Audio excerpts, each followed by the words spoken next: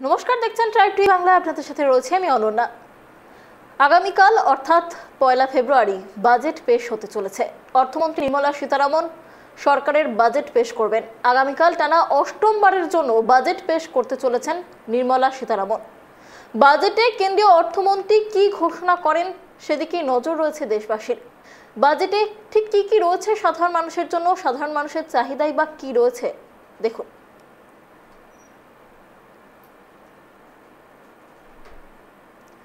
রোজগার এবং দক্ষতা উন্নয়নের উপর জোর, কর ব্যবস্থার সরলীকরণ, মুদ্রাস্ফীতি নিয়ন্ত্রণ করা, ভারতীয় দ্রব্যের রপ্তানি বৃদ্ধি, পেট্রোল ডিজেলের মূল্য হ্রাস।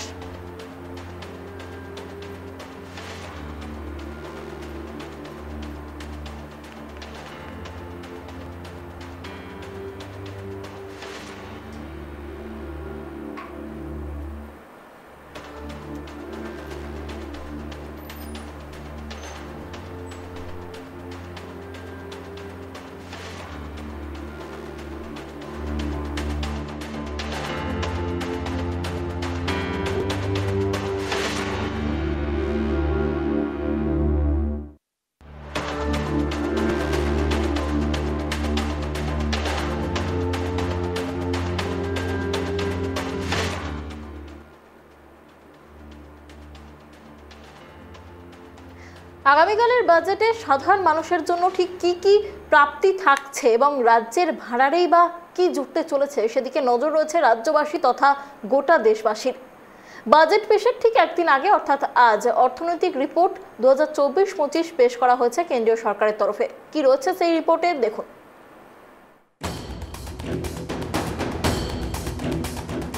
2024-25 আর্থিক বছরের অর্থনৈতিক সমীক্ষায় এবার ভারতের জিডিপি বৃদ্ধির হার 6.3% থেকে 6.8%-এর মধ্যে থাকতে পারে বলে অনুমান করা হয়েছে। এই সমীক্ষায় নীতিগত সংস্কার এবং অর্থনৈতিক স্থিতিশীলতার দিকে সরকারের চেষ্টার কথাও তুলে ধরা হয়েছে।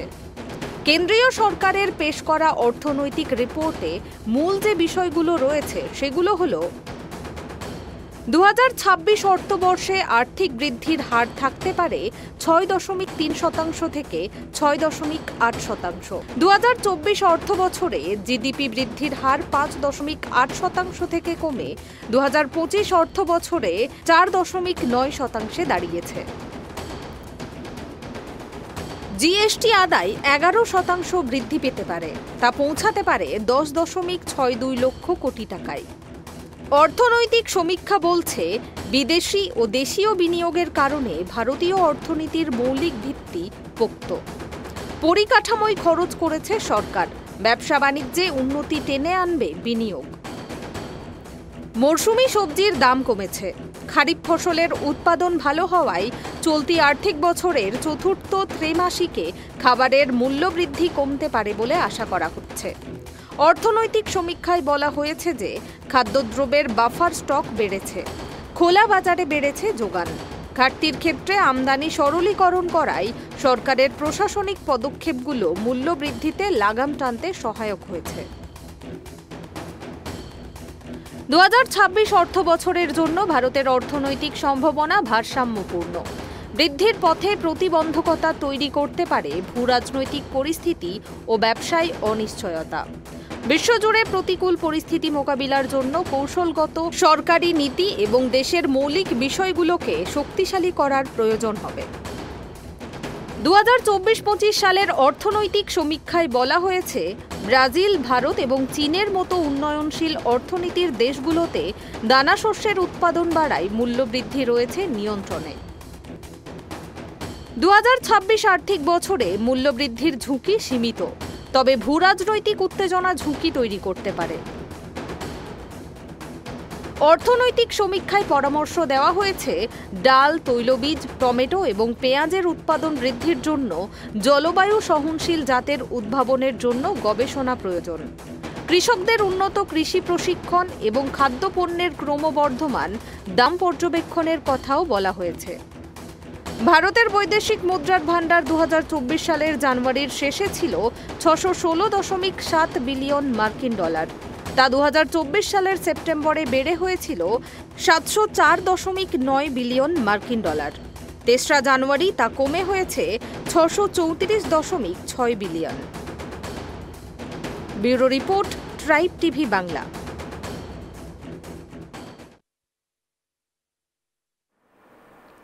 আগামীকাল বাজেট পেশ হতে চলেছে, আর সেই বাজেট থেকে অনেক প্রত্যাশা রয়েছে সাধারণ মানুষের।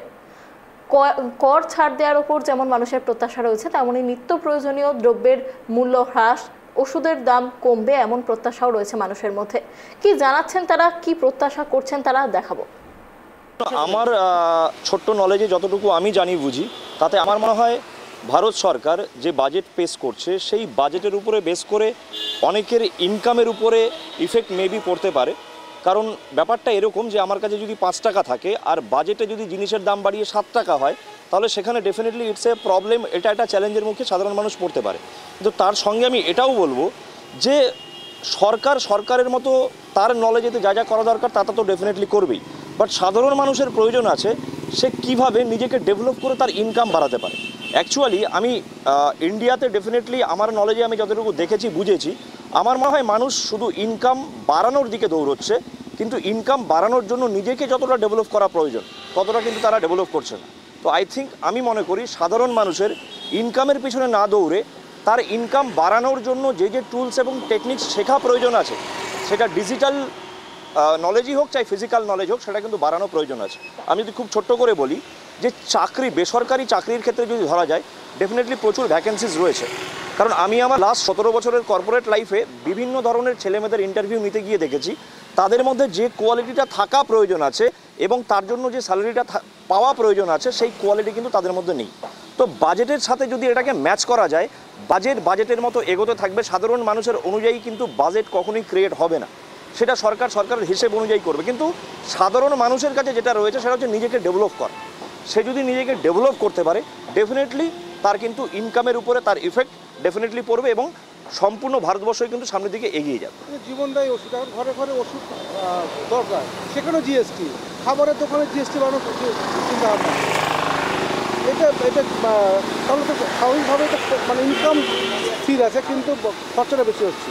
তো কী চাইছেন যে ওষুধের উপর জিএসটি? দেখুন, সব কিছুর উপরেই ভারত সরকার যে জিএসটি বা যে ট্যাক্স লাগাচ্ছে সেটার উপরে বেস করে আমার নলেজ অনুযায়ী মনে হয় ভারত সরকার যেসব জায়গাগুলোতে খরচ বাড়াচ্ছে সেই খরচটা সে কোথা থেকে টানবে, ডেফিনেটলি সাধারণ মানুষের উপর থেকে। তো সাধারণ মানুষের যেমন খরচ বাড়ছে তেমন ইনকাম বাড়ানোর প্রতিও কিন্তু সরকার এবং অ্যাজ এ নাগরিক দুজনেরই কিন্তু দায়িত্ব যে তার নিজের ইনকাম কিভাবে বাড়বে, তবেই গিয়ে কিন্তু অর্থনীতিতে একটা সামঞ্জস্য আসবে, এটা আমার মনে হয়। আগামীকালের বাজেট সাধারণ মানুষকে তথা দেশবাসীকে কতটা আশার আলো দেখাতে পারবে সেই বিষয়েই আজকের আমাদের আলোচনা। বাজেট থেকে সাধারণ মানুষের প্রত্যাশা অফুরন্ত। রোজগার এবং দক্ষতা উন্নয়নের উপর যাতে জোর দেওয়া হয় তেমনটাই জানালেন এক সাধারণ নাগরিক, সেই বাইট আপনাদের শোনালাম। এছাড়াও কর ব্যবস্থার সরলীকরণ, মুদ্রাস্ফীতি নিয়ন্ত্রণ করা, মুদ্রাস্ফীতি নিয়ন্ত্রণ ছাড়াও ভারতীয় দ্রব্যের রপ্তানি বৃদ্ধি, পেট্রোল ডিজেলের মূল্য হ্রাস, নিত্য প্রয়োজনীয় ওষুধের দাম হ্রাস, এমন বহু চাহিদা রয়েছে সাধারণ মানুষের এই বাজেট থেকে। সাধারণ মানুষ, মহিলা, কৃষক, যুবক যুবতী, ছাত্রছাত্রীদের, বৃদ্ধদের কথা মাথায় রেখে সরকার বাজেটে ঠিক কোন কোন প্রত্যাশা পূরণ করতে পারে এখন সেদিকেই নজর রয়েছে গোটা দেশবাসীর। আর এই বাজেট পেশের ঠিক একদিন আগে অর্থাৎ আজ পেশ করা হয়েছে অর্থনৈতিক রিপোর্ট। সেই অর্থনৈতিক রিপোর্টে যেমনটা জানানো হচ্ছে যে জিডিপি বৃদ্ধির যে হার, সেই হার 2024 অর্থবর্ষের থেকে কমে 2025 অর্থবর্ষে দাঁড়িয়েছে 4.9%। এখন এটাই দেখার যে এই আগামীকালের যে বাজেট, সেই বাজেট সাধারণ মানুষের এই চাহিদা কতটা পূরণ করতে পারে। আজকের যে আর্থিক সমীক্ষা রিপোর্ট পেশ করা হয়েছে কেন্দ্রীয় সরকারের তরফে, সেখানে জানানো হয়েছে যে 2026 আর্থিক বছরে জিডিপির হার 6.3 থেকে 6.8% মধ্যে থাকতে পারে বলে অনুমান করা হচ্ছে। অন্যদিকে জানানো হয়েছে যে দেশের অর্থনৈতিক মৌলিক যে ভিত্তিগুলি রয়েছে সেগুলি যথেষ্টই শক্তিশালী এবং বিদেশি মুদ্রা ভাণ্ডারও যথেষ্ট শক্তিশালী। রাজস্ব একত্রীকরণ এবং স্থিতিশীল বেসরকারি খরচ পরিলক্ষিত হচ্ছে, সে কথাও জানানো হয়েছে এই আর্থিক সমীক্ষা রিপোর্টে। শিল্পক্ষেত্রে উৎপাদন কমেছে বলেও জানানো হয়েছে আর্থিক সমীক্ষা রিপোর্টে। আগামীকালের বাজেট সাধারণ মানুষকে কতটা দিশা দেখাতে পারবে সেই বিষয়কে সামনে রেখেই আজকের আমাদের আলোচনা। আজ আমাদের সঙ্গে রয়েছেন আলোচনায় বিজেপি থেকে রয়েছেন আলী হোসেন, কংগ্রেস থেকে রয়েছেন রতন বালা এবং কিছুক্ষণের মধ্যে আমাদের সঙ্গে জুড়বেন আমাদের সঙ্গে রয়েছেন তৃণমূল কংগ্রেসের তরফে গৌরাঙ্গ চৌহান। আপনাদের তিনজনকেই ট্রাইব টিভি বাংলায় অনেক অনেক স্বাগত। আগামীকাল বাজেট পেশ হতে চলেছে, তৃতীয় মোদী সরকারের দ্বিতীয় বাজেট পেশ, এবং সেই বাজেট নিয়ে সাধারণ মানুষের অনেক প্রত্যাশা রয়েছে। আমরা বাজেট নিয়ে আলোচনায় যাব, কিন্তু তার আগে আজ পেশ করা হয়েছে আর্থিক সমীক্ষার রিপোর্ট, এবং সেই রিপোর্টে যেটা দেখা যাচ্ছে যে 2024 অর্থবর্ষের তুলনায় 2025 অর্থবর্ষে জিডিপির হার অনেকটাই কমে গিয়েছে, অর্থাৎ 5.4% থেকে কমে 4.9% দাঁড়িয়েছে। এবং যেমনটা জানানো হচ্ছে যে আন্তর্জাতিক বাজারে দ্রব্যের চাহিদা হ্রাসের জন্যই এই জিডিপির হার পড়ে গিয়েছে, এবং যেটা জানানো হচ্ছে যে দেশের আর্থিক বৃদ্ধির গতি অনেকটাই স্লথ হতে পারে। এই বিষয়টাকে আপনারা কিভাবে দেখছেন? আমি প্রথমেই যাব রতন বাবুর কাছে। দেখুন ম্যাডাম, শুভ সন্ধ্যা। ট্রাইব টিভি চ্যানেলে যারা বসে আছেন প্রত্যেককে শুভ সন্ধ্যা। দেখুন, বাজেট অর্থনীতির নয়, তবুও আমরা সাধারণ মানুষ যেটা মনে করি যে একটা দেশের বাজেট মানে কি, বাজেট মানে সেই দেশ আগামী দিন কিভাবে চলবে এবং তার সরকারের কোথা থেকে রোজগার কত হবে এবং সেই রোজগারের টাকা কোন কোন খাতে কিভাবে খরচ হবে, এই নিয়েই মেন পার্লামেন্টে বাজেটের অধিবেশন, তাছাড়া অন্য কিছু নয়। কারণ ম্যাডাম, আমরা বারবার বলেছি, অর্থনীতিবিদরাও বারবার বলছি, দেশের যে অবস্থা এই মুহূর্তে সাধারণ মানুষের বাড়াতে হবে। এটা অর্থনীতিবিদরাও বলছে যে দেশের মানুষের ক্রয় করার ক্ষমতা যদি না বাড়ে তাহলে দেশের কিন্তু উন্নতি হবে না। সরকারকে ইনভেস্ট বেশি করে করতে হবে। সরকার বলছে টাকা নাই, সরকার বলছে এলআইসি বেচো, বিভিন্ন সম্পদ, বিভিন্ন সরকারি সম্পদ বিক্রি করার কথা বলছে এই সরকার। কিন্তু ম্যাডাম, এখানে আমরা আশা রাখবো যে আগামী বাজেটে ধরুন পেট্রোল, ডিজেল, কেরোসিন, রান্নার গ্যাস, নিত্য প্রয়োজনীয় যে সমস্ত জিনিসগুলো আছে সেই জিনিসগুলোর দাম যেন কমে, সাধারণ যে মানুষের দৈনন্দিনের যে চাহিদা সেই চাহিদা যেন তাদের যেন কোনো অসুবিধা না হয়।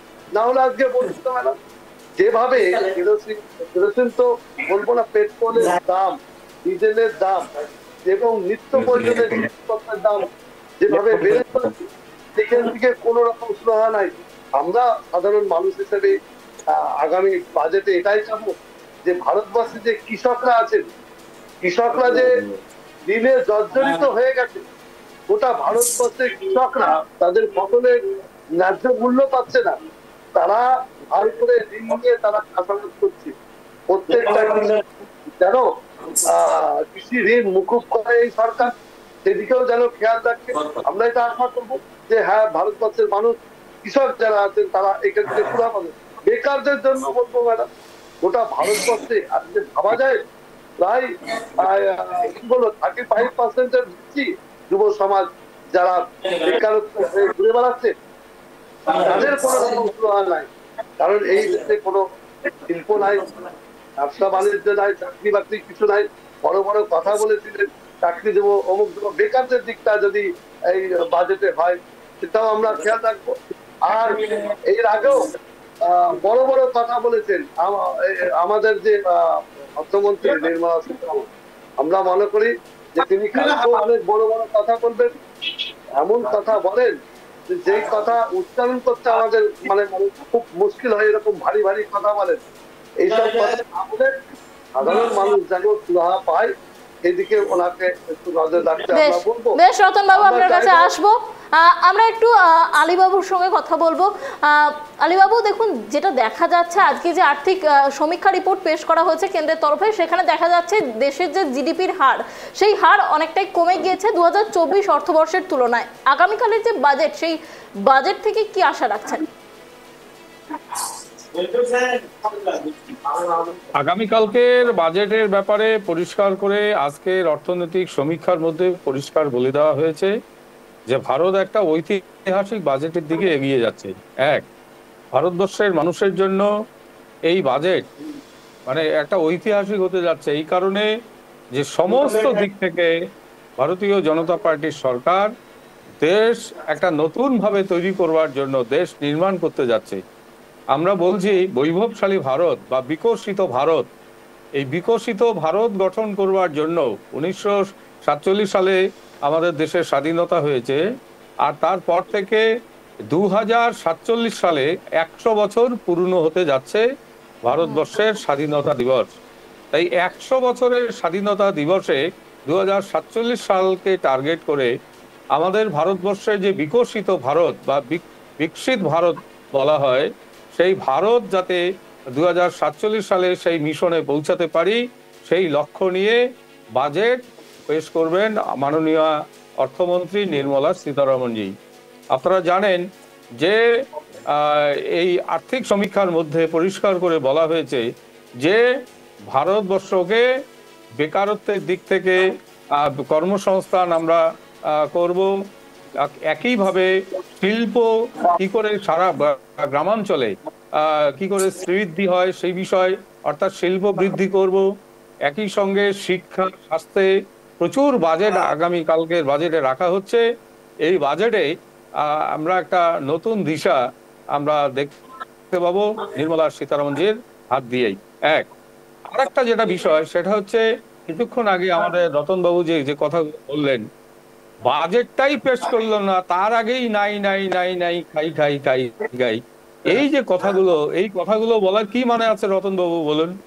বাজেটটা দেখুন, যে এই বাজেট বিগত বাজেটগুলো থেকে ছাপিয়ে যাবে। এই বাজেট এত সুন্দর বাজেট করা হবে, তার সমীক্ষায় তো টের পাচ্ছেন আপনারা। সেই জন্য একটু ধৈর্য ধরুন। সকাল 11টায় নির্মলাজি বক্তার বক্তব্য রাখবেন এবং বাজেট পেশ করবেন। নিশ্চিত ভারতবর্ষের জাতির স্বার্থে, ভারতবর্ষের প্রত্যেকটা নাগরিকের স্বার্থে এই বাজেট পরিপুষ্ট হবে এবং এই বাজেট গ্রহণযোগ্য বাজেট হবে। বেশ বেশ আলীবাবু, আপনার কাছে আসবো আমি। হ্যাঁ বলুন রতনবাবু। বললেন আলীবাবু যেটা বললেন যে রতনবাবু আগে থেকে নাই নাই নাই নাই বলছি, কালকে সম্ভাব্য বাজেট কি হবে না হবে আলীবাবু যেভাবে বলে গেলেন, বিকশিত ভারত, অমুক ভারত তমুক ভারত। আচ্ছা বলুন তো ম্যাডাম, আপনি আপনার চ্যানেলে দেখাচ্ছেন যে এর আগে যেটা ছিল বাজেটের জিডিপির কথা বলছেন 5.4, সেটা নেমে গিয়ে কত দাঁড়িয়েছে? 4. কত দাঁড়িয়েছে? 4.9। জিডিপি বৃদ্ধির হার অনেকটা কমে গেছে বলে দেখা যাচ্ছে। কমে গেছে, তাহলে আপনি দেখাচ্ছেন রেখে রেখে, তাহলে নাই নাই নাই নাই বলবো না কেন ম্যাডাম? ইনি এর আগে বড় বড় কথা বলেছিলেন না। জিডিপি টার্গেট রতনবাবু, জিডিপি টার্গেট 6.9% হবে, সেটারও টার্গেট আছে। আপনারা দেখে নিন ভালো করে। আলীবাবু শুনুন, টার্গেটে পৌঁছাবো আমরা, নিশ্চিত পৌঁছাবো। 10 হোক 11 হোক 12 হোক, যা পৌঁছাবেন তাতে স্বাগত জানাবো আমরা। কিন্তু আমরা কি পেলাম? হ্যাঁ হবে হবে, একটু ওয়েট করুন, হয়ে যাবে। কি পেলাম? বাংলা কিছুই পাইনি। বাংলা তো পুরো বঞ্চিত ছিল। সবুরে নেওয়া ফলে, সবুরে নেওয়া ফলে একটা কথা আছে, সবুরে নেওয়া ফলে। আপনি একটু ওয়েট করুন, কালকে ভালো রেজাল্ট পাবেন। বেশ বেশ রতনবাবু, আপনার কাছে আসবো আমি। তার আগে একবার গৌরাঙ্গ বাবুর কাছে যাব। গৌরাঙ্গ বাবু, দেখা যাচ্ছে যে আর্থিক সমীক্ষা রিপোর্ট, সেখানে জিডিপির হার অনেকটাই পড়ে গিয়েছে। বাজেট থেকে কি আশা করছেন? হ্যালো, আমি হ্যাঁ গৌরাঙ্গ বাবু, আপনাকে বলছি। হ্যাঁ, নমস্কার সকলকে, শুভ সন্ধ্যা।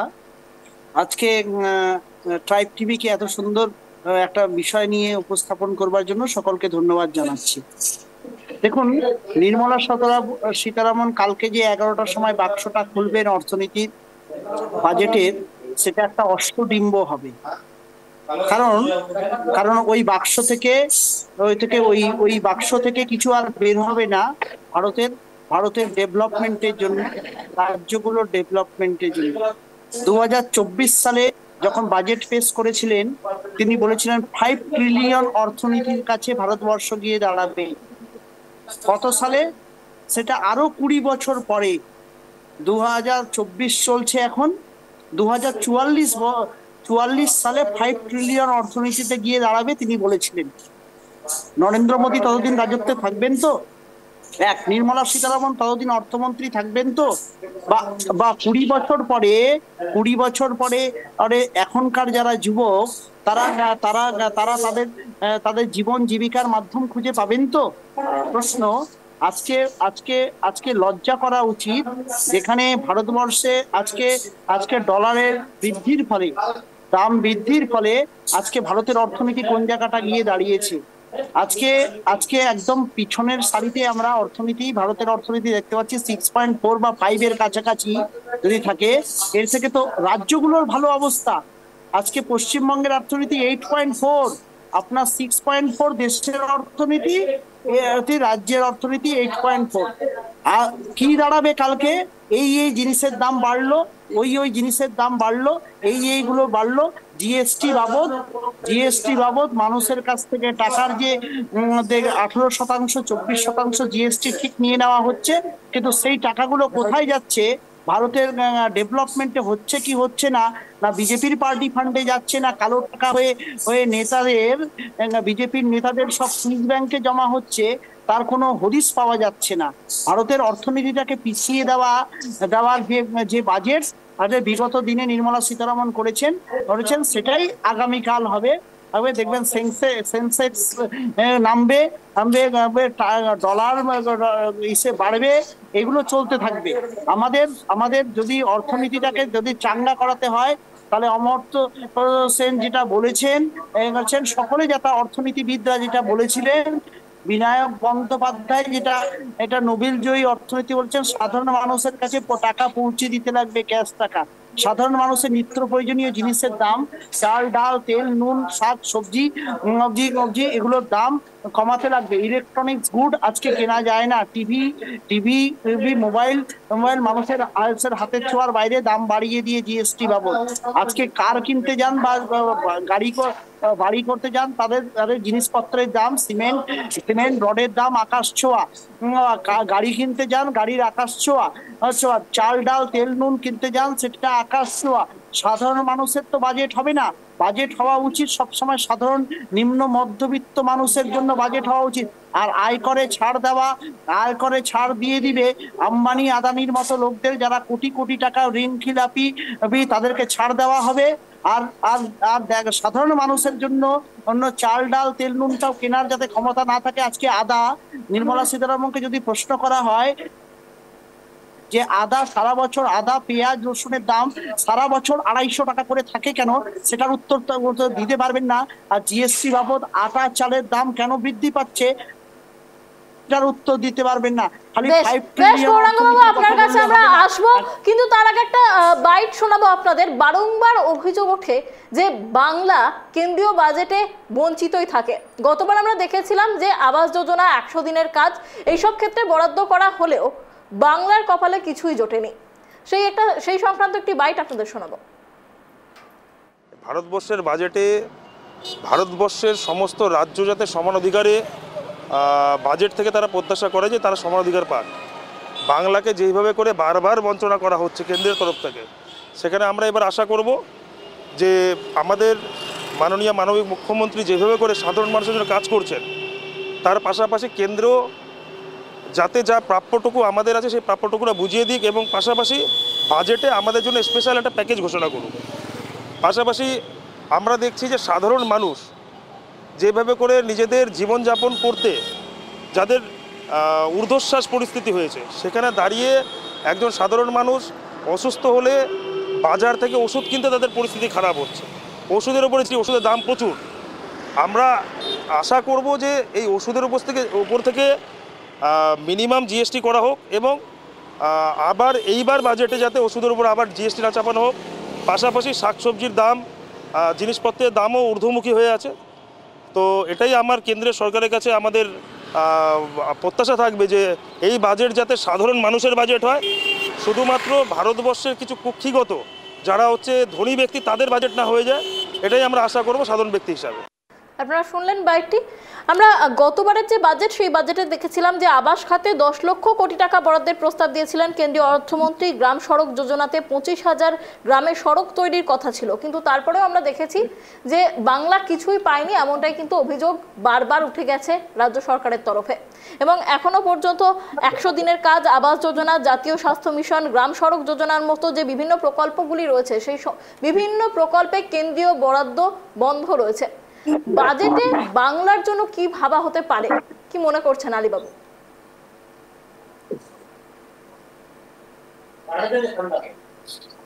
আমি বলবো? হ্যাঁ, আপনাকে বলছি। আমাকে বলছেন? হ্যাঁ আলীবাবু, আপনাকে বলছি। প্রথমত যেটা বিষয় সেটা হচ্ছে আগামী কালকের বাজেট জনমুখী বাজেট হতে চলছে। আমাদের গৌরাঙ্গ বাবুর কোনো ভাবনা করার কোনো কারণ নেই, আশঙ্কা করার কোনো কারণ নেই। পশ্চিমবঙ্গ কোনো ক্রমে বঞ্চিত হবে না, এবং পশ্চিমবঙ্গ ভারতবর্ষের একটা অঙ্গরাজ্য বটে, গুরুত্বপূর্ণ একটা অঙ্গরাজ্য। সুতরাং পশ্চিমবঙ্গকে বাদ দিয়ে ভারতবর্ষের বাজেট হবে না। মনে রাখতে হবে, এই পশ্চিমবঙ্গের বিগত দিনের অভিজ্ঞতা যেটা বলছে সেটা হচ্ছে পশ্চিমবঙ্গ নিজের পাপে নিজে ডুবে গেছে। কেন? যে তারা যে বাজেট রাখে বা তারা যে কেন্দ্রীয় সরকারের কাছে যে সমস্ত প্রস্তাব দেয়, সেই প্রস্তাবগুলোর মধ্যে আকাশ পাতাল তফাৎ হয়ে যায়।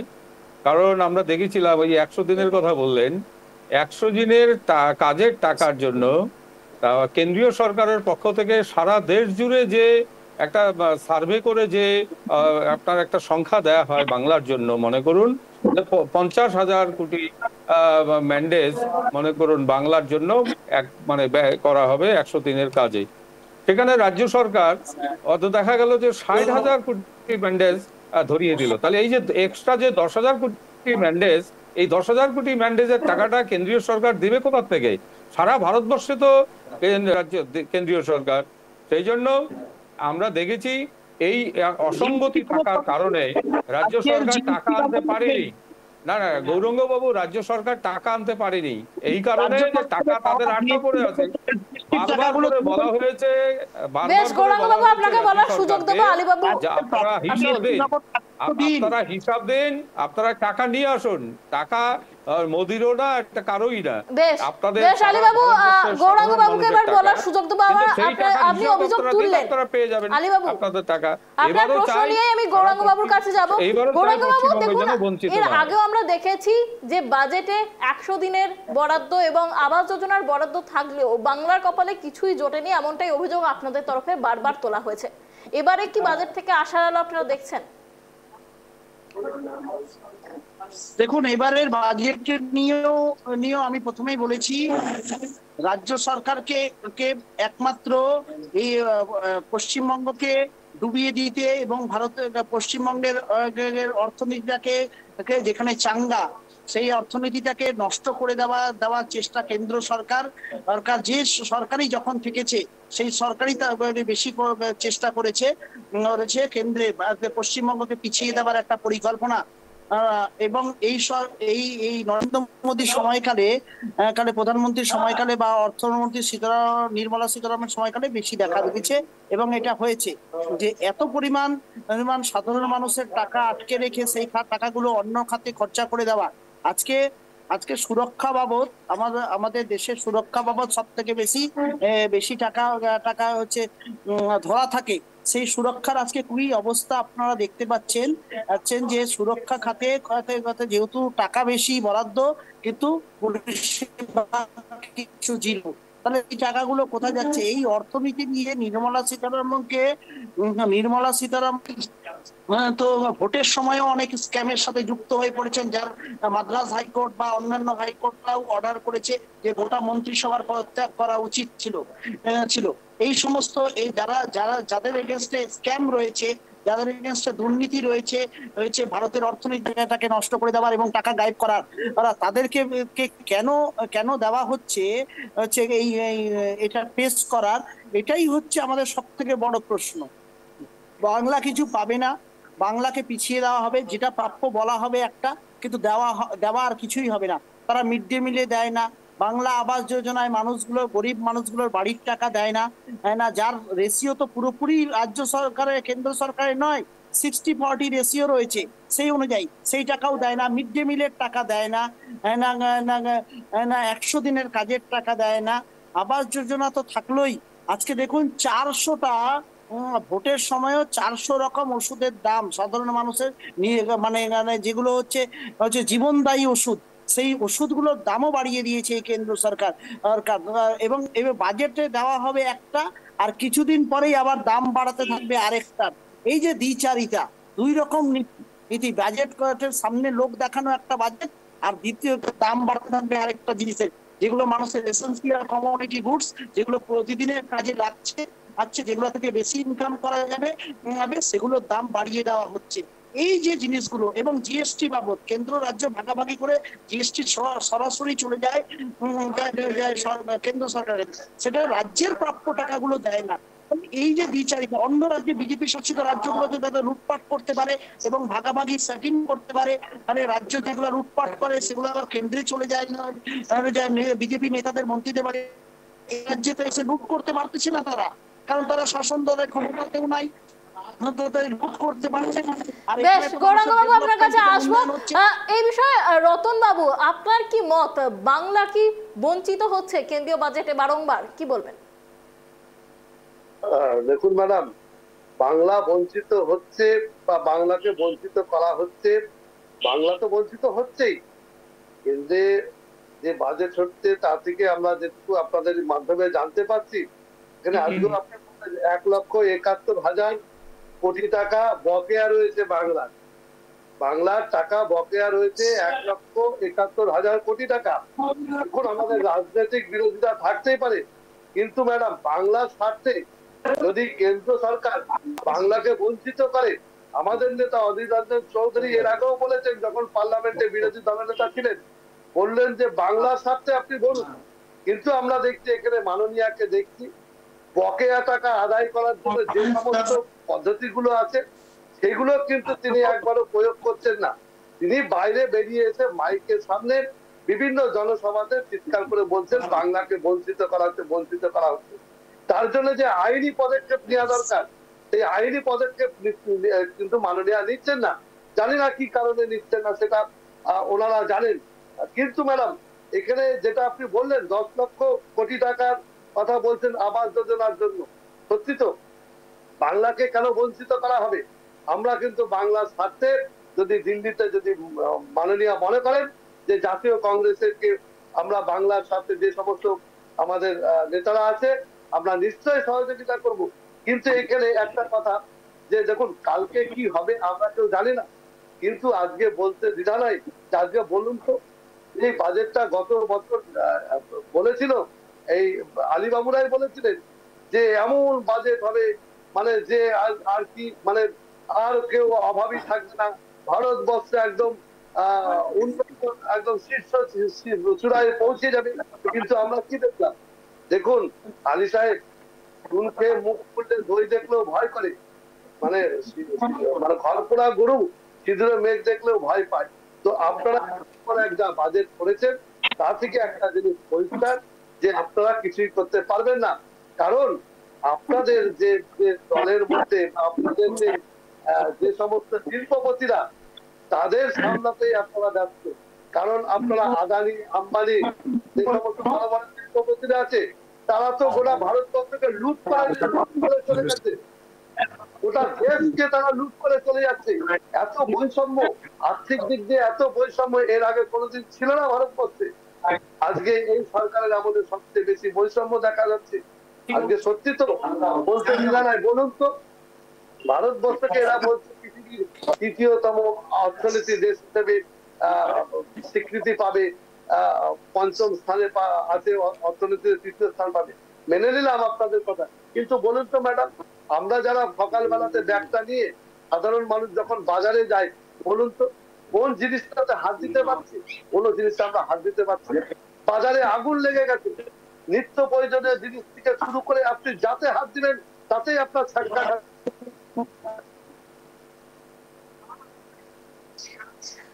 বেশ, আমি আলীবাবুর কাছে যাব। আলীবাবু, গৌরাঙ্গ বাবু যে অভিযোগ করলেন যে একরকম বলা হয় বাজেটে এবং তারপর দেখা যায় অন্য জিনিসের দাম বাড়ানো হচ্ছে, এই বিষয়টা কি বলবেন আপনি? না না, ওইরকম বিষয় না, বলা হয় একরকম, এটা কি মানে ইয়া নাকি, মানে মানে কি বলবো যে পুতুল নাকি, সেরকম তো বিষয় না যে বাচ্চাকে আমি খেলনা দিয়ে ভুলিয়ে দিলাম, সেরকম কথা তাও তো না। এটা হচ্ছে একটা পার্লামেন্টে দাঁড়িয়ে, পার্লামেন্টে দাঁড়িয়ে, শোনেন গৌরঙ্গ বাবু, পার্লামেন্টে দাঁড়িয়ে একটা দায়িত্বপূর্ণ ভাবে দেশের অর্থমন্ত্রী সমস্ত পার্লামেন্টারিয়ানদের সামনে দেশের অর্থমন্ত্রী সরকারি বিবৃতি দিয়ে বাজেট পেশ করবে, সেটাকে ছেলে খেলা বললে হবে না। আমরা যেটা বলি সেটা কাজ করে দেখাই, পরিষ্কার করা, আমরা যা বলি সেটা করি। কেন্দ্রীয় সরকার যা বলে সেটা বাস্তবে রূপায়ণ করে, ইতিহাস প্রমাণ আছে, সবাই জানে। যার ফলে দেশের মানুষ সন্তুষ্ট হয়ে বারবার আমরা দেখলাম যে 3 বারের জন্য প্রধানমন্ত্রীকে আবার পুনরায় বসাচ্ছে। কেন? যে দেশের মানুষ সন্তুষ্ট। এই আপনাদের মতন 2-1 জন সন্তুষ্ট হচ্ছে না, সেটা তো হবে। ওই ভাত খেলে ভাত পরে, এটা আপনারা জানেন। আপনার ওই দেখবেন যে চালের মধ্যে কালো চাল আছে, ওই ধানের মধ্যে পাতান আছে। সুতরাং একই রকম ওই একটা বিরোধিতা করতে হয় বলে বিরোধিতা করতে হচ্ছে। কিন্তু আসলে দেশের মানুষ কেন্দ্রীয় সরকারের কর্মে, কেন্দ্রীয় সরকারের রাজত্ব পছন্দ করে। এবং একইভাবে দেখবেন আগামীকালকের বাজেটে কর্মসংস্থান আসবে। আগামীকালকের বাজেটে আপনাদের কাছে আসবো, সাধারণ মানুষের আগামীকালের বাজেট থেকে কি প্রত্যাশা রয়েছে শোনাবো। আমরা পাবলিকের যাতে মানে সুবিধা হয়, আজকে জিএসটি বলেন, যে এই যে কর ট্যাক্স যেভাবে সরকার ইনডাইরেক্টভাবে নিচ্ছে পাবলিকের কাছ থেকে, এতে পাবলিকের খুবই ক্ষতি হচ্ছে। আমরা বলছি যে যাতে পাবলিকের ভালো হয়, পাবলিকের সুবিধা হয়, সেই দিক লক্ষ্য করে জনমোহনী বাজেটটা কেন্দ্রীয় সরকার পেশ করুক। এবং আমাদের পশ্চিমবাংলার ক্ষেত্রে এবং বিভিন্ন রাজ্যের ক্ষেত্রেই যাতে পশ্চিমবাংলার আরে কেন্দ্রীয় সরকার যাতে জনমোহনী দেয়, জনকল্যাণ স্বার্থে যে এই বাজেটটা পেশ করা, সেটাই আমরা কেন্দ্রীয় সরকারের কাছ থেকে কাম্য। আমি আশা করি সেই বাজেট জনমুখী বাজেট হবে, সমাজের প্রতি স্তরের লোকই যাতে সেই বাজেটের সুফল কিছু পায়, সেই ধরনের একটা বাজেটের আমি আশা করি, এটাই আমার প্রত্যাশা। আর যেমন ওষুধের কথা ইতিমধ্যেই একটা প্রশ্ন উঠল, ওষুধ তো যেহেতু প্রত্যেক লোকেরই লাগে, গরিবেরও লাগে, বড় লোকেরও লাগে, সুতরাং এই জিনিসটার যেভাবে লাফিয়ে লাফিয়ে দাম বাড়ছে, সেটার একটা লাগাম টানা দরকার, জরুরি। না হলে আগামী দিনে মানুষ আরও বিপদগ্রস্ত হবে। আর বাজেট, আমরা বাজেট হয় বর্ষে যখন হয় তখন বাজেট নিয়ে অনেক আলোচনা হয়, কিন্তু পরবর্তী সময় আর বাজেটের কোনো গল্প নাই। বাজেটের যা অ্যাকশন সারা বছর হইতেই থাকে, এ নিয়ে আর কোনো আলোচনাও নাই, কিছুও নাই। অতএব এই বাজেটগুলো ওই যখন হয় বাজেট আর, যেমন পাটের যখন কাটার টাইম হয় তখন পাটের আন্দোলন হয় যে পাটের দাম বাড়াইতে হবে, ওই একই ধরনের। ওই বাজেট যখন বসে তখন বাজেটের অনেক গল্প হয় সারা বছর, আর কেউ তাকেও সাধারণ মানুষও ভাবে না। ওই 4 দোকান 5 দোকানে বলবে যে দাম বাড়ছে বা জিনিসপত্রের দাম বেড়ে গেছে, নাগালের বাইরে চলে যাচ্ছে ইত্যাদি বলবে, এর বেশি কিছু না। সুতরাং মানে সরকারের যদি সদিচ্ছা থাকে তাহলে অনেক কিছুই সম্ভব। এখন প্রশ্ন হচ্ছে যে সরকার বলতে তো আর একটা ব্যক্তি না, একটা গোষ্ঠী, কর্মচারী, সব মিলিয়ে সরকার। এবং বৃহৎ দেশ ভারতবর্ষ মূলত গোটা পৃথিবীতে একটা দিশা দেখানোর কথা, কিন্তু আমি তো দেখছি দিশা তো দূরের কথা, এখন উল্টা দিকে যাচ্ছে। যদি বলেন কিভাবে, আজকে এটা একটা অন্য লাইনের কথা, আপনি তো বাজেট জিজ্ঞাসা করছেন, এটা বাজেট বহির্ভূত কথা বলছি। মানে আমরা আজকে উন্নয়নশীল দেশগুলো, যেগুলো উন্নত দেশ, যারা আজকে বিজ্ঞান চর্চার পর সবচেয়ে থেকে এমফাসাইজ দেওয়া বিজ্ঞানের পর। হ্যাঁ, আজকে চীন দেখেন, তারা তাদের প্রযুক্তি বিজ্ঞানে তারা কত আগায় গেছে, বুঝলেন? সেখানে কিন্তু বৌদ্ধ ধর্মের লোক আছে, অনেক বৌদ্ধ মন্দির আছে সেখানে। এখানে হাজার হাজার লোক সেখানে ভিজিটার্সও যায়, বৌদ্ধ মন্দির ঘুরে দেখে। কিন্তু সরকার কিন্তু এই না যে বৌদ্ধ ধর্মের যে নিয়মকানুন অনুসারে সরকার চলা, তা কিন্তু সেখানে চলে না। সরকার কিন্তু এখানে অন্য সরকার। তার মানে সেখানে বৌদ্ধ ধর্মের লোক নাই তা না, আছে, মন্দির টন্দির সবই আছে।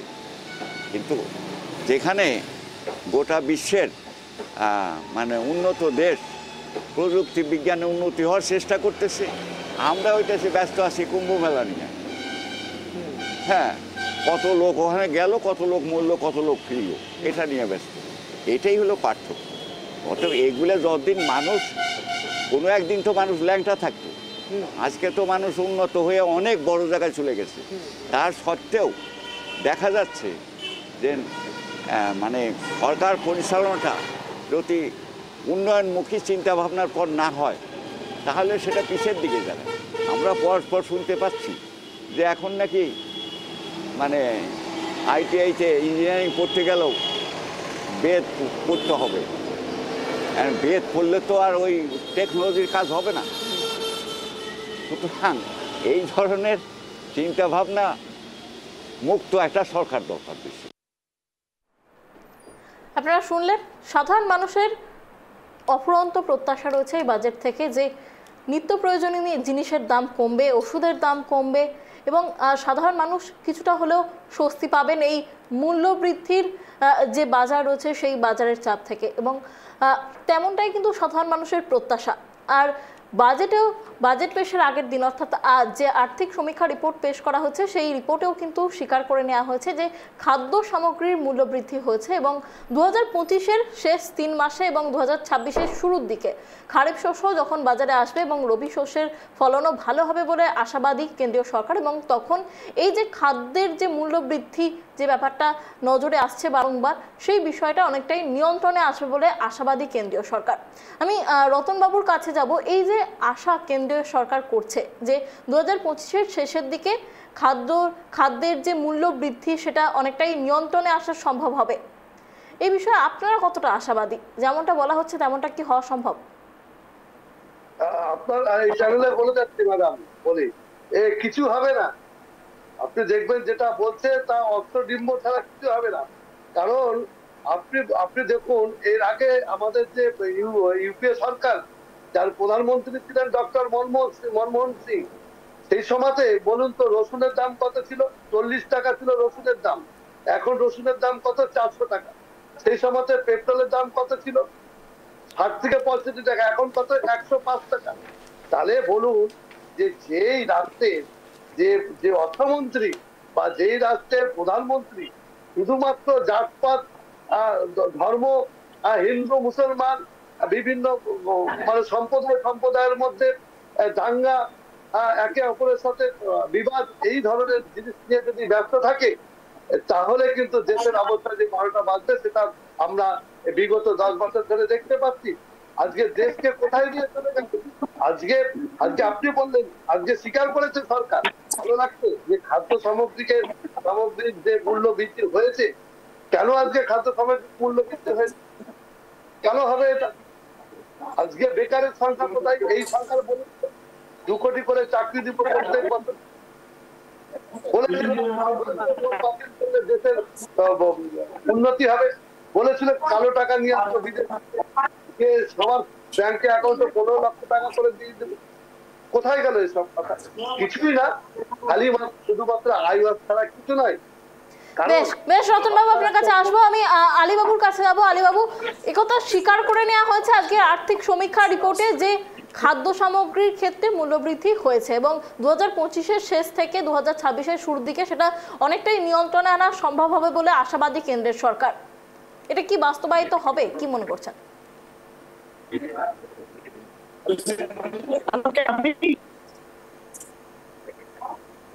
আলীবাবু, আপনাকে বলছি। না না, বলছি যে 2025-এর শেষে শুধু না, শুরুতেই, বাজেটের শুরু থেকেই আমাদের দেশের অগ্রগতি অনেক দূর এগিয়ে যাচ্ছে। আপনারা দেখেছেন 10 সাল, আজ থেকে 2014 সাল কোথায় ছিল, আর এখন আজকে 2025 সাল চলছে। দেখতেই পাচ্ছেন যে পর পর আমাদের নির্মলা সীতারামনজি উনি অর্থমন্ত্রী হওয়ার পর থেকেই ভারতবর্ষকে অনেক দূর এগিয়ে নিয়ে গেছেন, সেটা আপনারা দেখেছেন। আমরা পঞ্চশক্তিধর রাষ্ট্র হয়ে পৃথিবীর পঞ্চশক্তিধর রাষ্ট্র হিসাবে উঠে এসেছি, অর্থনীতিতে 4 নম্বর শক্তিধর রাষ্ট্র হিসাবে উঠে এসেছি, এবার আমরা 3 নম্বর অর্থনৈতিক শক্তিতে আমরা এগিয়ে যাচ্ছি। এটা কিসের জন্য হয়েছে? আমার দেশের জনগণ এই ভারত সরকারকে সহায়তা করেছে, ভারত সরকার তার উপযুক্ত নীতি নিয়েছে বলেই এটা সম্ভব হয়েছে। আমরা চাই আরো আগামী দিনে, রতনবাবু যে কথাগুলো বললো, কর্মসংস্থান অবশ্যই হবে, শিল্প, কর্মসংস্থান, স্বাস্থ্য, শিক্ষা, যে পরিকাঠামো যেগুলো দরকার সেগুলো সরকার তো দিচ্ছেই। এবং দেখতে পাচ্ছেন যে হাসপাতালের সংখ্যা, কেন্দ্রীয় হাসপাতাল এইমস, যেখানে সারা ভারতবর্ষে আগে 11টা ছিল, এখানে সেখানে এই 10 বছরের শাসনকালে সেখানে প্রায় 100টা এইমসে পরিণত হয়েছে সারা ভারতবর্ষ মিলে। আমাদের কলকাতায় একটা এইমসও ছিল না, আমাদের কল্যাণীতে এইমস ছিল, রায়গঞ্জে হওয়ার কথা ছিল। মমতা বন্দ্যোপাধ্যায় কায়দা কানুন করে সে দক্ষিণবঙ্গে নিয়ে গেছেন। তবুও তো বাংলায় একটা এইমস হয়েছে, আরো আর একটা এইমস আমাদের নর্থ বেঙ্গলে হবে। এরকম স্বাস্থ্য ক্ষেত্রে বলুন, শিক্ষা ক্ষেত্রে বলুন, আজকে ভারতবর্ষে একটা রেকর্ড স্থাপন করেছে ভারতবর্ষে সব দিক থেকেই। তাহলে সেই জন্য এখানে বিরোধিতা করবে, সেই মানেই হলো বিষয়, অন্য কিছু না। মন ঠিক বলছে, কিন্তু মুখের কথা বলতে হয়, তাই এরা বলছে, বিরোধিতা করতে হয় তাই করছে, তা না হলে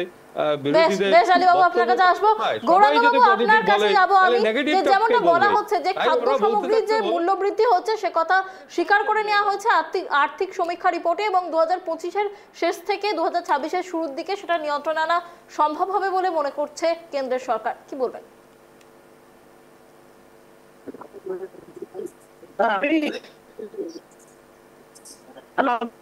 হ্যাঁ গৌরাঙ্গ বাবু, আপনাকে বলছি।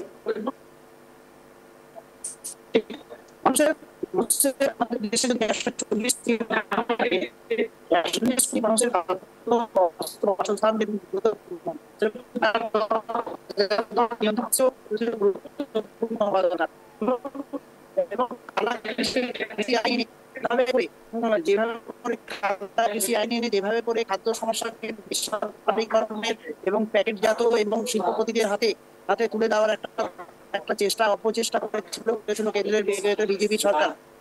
আপনারা জানেন আপনার মনে হয় নেটওয়ার্ক ইস্যু হচ্ছে, আপনার কথা পরিষ্কারভাবে শোনা যাচ্ছে না। আমি রতন বাবুর কাছে যাব, আপনার কথা ঠিক মতো শোনা যাচ্ছে না। দেখুন ম্যাডাম, আমরা যারা সাধারণ মানুষ, ভারতবাসী হিসেবে আমরা একটা চাই যে যেভাবে জিনিসপত্র মূল্য বৃদ্ধি হচ্ছে, সেই মূল্য বৃদ্ধি থেকে যেন আগামী দিনে সাধারণ মানুষ পরিত্রাণ পায়। কিন্তু যেটা আলীবাবুরা বলছেন, আমরা কিন্তু বিগত দিনে দেখেছি যে সেখান থেকে এই সরকার কোনো জিনিস নিয়ন্ত্রণ করতে পারেনি, কারণ তার মাথায় যিনি বসে আছেন এই সরকারের কোনো সেরকম পরিকল্পনা নাই। এই সরকারের পরিকল্পনা আছে শুধুমাত্র গোটা ভারতবর্ষের 1% মানুষকে কিভাবে সুযোগ সুবিধা দেওয়া যায়, তাদেরকে কিভাবে আরো পুঁজিপতি বানানো যায়, সেই দিকে এদের খেয়াল আছে। তাহলে ইলেকটোরাল বন্ডে সবচেয়ে বেশি টাকা এই বিজেপি পার্টি যে সরকার চালাচ্ছে তাদের অ্যাকাউন্টে সবচেয়ে বেশি টাকা চাঁদা পড়ে। কি কারণে? কারণ তারা জানে যে একে বেশি টাকা দিলে এই সরকারকে, তাহলে তার থেকে আমরা মুনাফা বেশি অর্জন করতে পারবো। তার জন্য কিছু পার্সেন্ট মানুষকে সুবিধা পাই দেওয়ার জন্য আজকে ভারতবর্ষের সাধারণ যারা খেতে খাওয়া মানুষ, একদম শ্রমিক বলুন, কৃষক বলুন, শ্রমজীবী মানুষ বলুন, তাদের অবস্থা খুব খারাপ। তাই আমরা বলবো, রতন বাবু আপনার সময় শেষ, আমি আলী বাবুর কাছে যাবো। এই বাজেট কতটা জনমুখী হতে চলেছে খুব সংক্ষেপে জানান। এই বাজেট আগামী কালকে যে বাজেট হতে যাচ্ছে সেটা হচ্ছে সম্পূর্ণরূপে জনকল্যাণের বাজেট হবে, জনমুখী বাজেট হবে, ঐতিহাসিক বাজেট হবে। যে বাজেট বিগত দিনগুলোর থেকেও আরো উন্নততর বাজেটে পরিণত হবে। এই বাজেট 142 কোটি মানুষের দিশা দিবে। এই বাজেট অর্থনীতিতে, শিক্ষাতে, কর্মসংস্থানে এবং স্বাস্থ্য সমস্ত পরিকাঠামো উন্নয়নে, বিজ্ঞান টেকনোলজিতে এবং বিকশিত ভারতকে গড়বার জন্য 2047 সালে ভারতবর্ষকে পৃথিবীর কাছে শ্রেষ্ঠ আসনে বসানোর জন্য আমার বাজেট আগামীকালকে হবে, তার একটা দিশা আমরা আগামীকালকে পাবো। সমস্ত বিরোধীদের মুখে চুনকালি লাগিয়ে নির্মলা সীতারমণ কালকে বাজেট ঐতিহাসিক বাজেটে পরিণত করবেন, জনকল্যাণকামী বাজেটে পরিণত করবেন। আগামীকালকে বাজেট দেখবার জন্য গৌরাঙ্গ বাবু এবং রতন বাবুকে অপেক্ষা করার জন্য অনুরোধ করছি। আমি গৌরাঙ্গ বাবুর কাছে যাব। গৌরাঙ্গ বাবু, এই বাজেট কতটা জনকল্যাণমুখী হতে চলেছে কি মনে করছেন? 1 মিনিটের মধ্যে জানান। দেখুন কেন্দ্র সরকার আলাদা করে বাজেট হতো, সেই বাজেটটাকে রেলের বাজেট পর্যন্ত করতে তারা দেয় না এবং রেলের বাজেট বন্ধ করে দিয়েছে।